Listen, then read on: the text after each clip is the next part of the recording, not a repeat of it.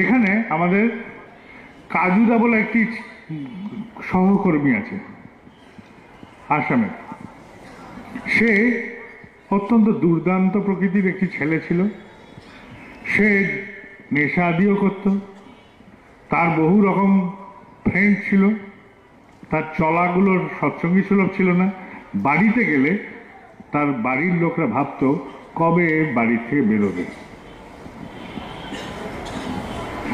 দৈবাত আমার সাথে দেখা হয় এই মন্দিরের প্রাঙ্গণে, ওই টুকটাক কথা, টুকটাক সখ্যতা।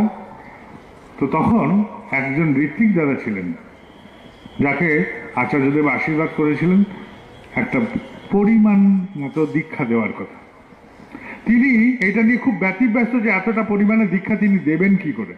এই ব্যতিব্যস্ততায় তিনি আমাকে বলছেন যে আমি উপায় খুঁজে পাচ্ছি না।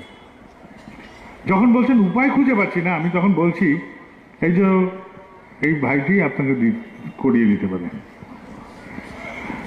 বলে কাজুদাকে দেখিয়েছি। সে তখনও সেই জগতেরই মানুষ না, সস্তরণীয় না, কিছু না।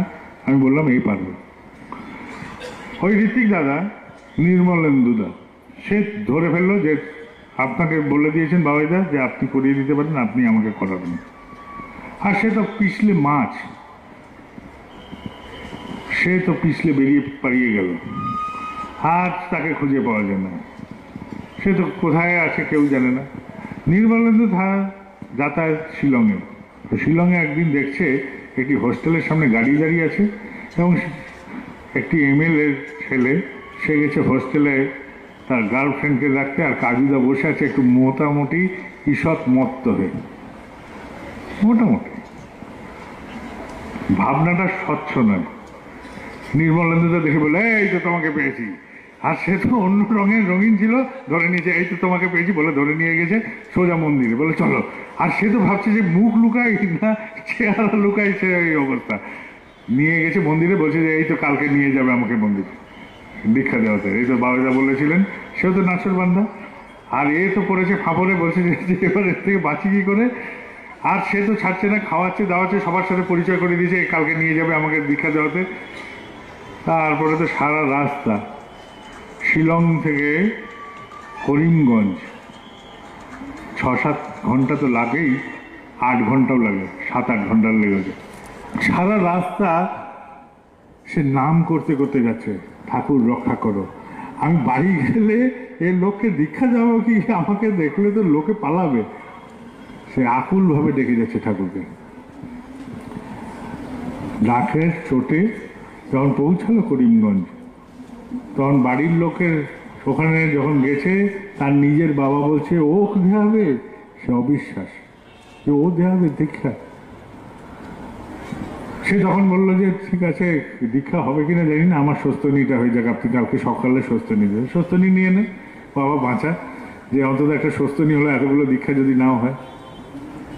ওখানকার স্থানীয় কর্মী শীতেন্দু দাস, তিনি বিশাল একটা বিষয়, যখন দীক্ষা হয় না তখনও তিনি 200-250-300 দীক্ষা দিতে পারেন। গ্রামের পর গ্রাম তিনি লোককে এরকম করে ঠাকুরের মন্ত্র দিয়েছেন, ঘুরে বেরিয়েছেন। তিনি যখন করিমগঞ্জে নতুন কে ঋত্বিক এসছে করিমগঞ্জে দীক্ষা দিতে, দেখি সে চলে গেলেন মন্দির থেকে দেখতে, দেখছেন যে নির্মলেন্দুদা এসছে। নির্মলেন্দুদাকে দেখে শীতেন্দুদা বলছে কি ভাই তুমি? বলছে এই যে এর সাথে এসছি। আর কাজুদা তো ভাবছে যে এবার তো আমার সব খুলে যাবে, শীতেন্দুদা তো আমার সব কিছুই জানে, বলে দেবে। শীতেন্দুদা ওখানে বলছে এ পারবে, এ পারবে, এ সত্যি পারার মতন ছেলে। এই যে একটা কথা, একটা ঋত্বিকের কথা, যে এই যে পারবে বলল, তার মনে প্রত্যয় যাবে। সে করলো কি, সমস্ত বন্ধুদের ডাকলাই আমার দীক্ষা দেওয়ানোর কথা, তোরা সবাই 163 জন বন্ধু প্রথম ডাকেই চলে এলো, তারপরে আরো এলো। তার দীক্ষার যে সংখ্যা ছিল সব পার হয়ে গেল। সে ডাকলো, আর এই যে করলো, প্রত্যয় জন্মালো। এই প্রত্যয়টা কর্মী, একটি সহকর্মী এসে যোগ দিয়ে দিল। এইটাই ঋত্বিকরা করতে পারি, এটাই যাজকরা করতে পারি, এটাই অধ্যর্যরা করতে পারি। এটাই আমাদের কাজ, বড় সড়ক কোনো কাজ না, একটি মানুষকে জাগিয়ে তোলা।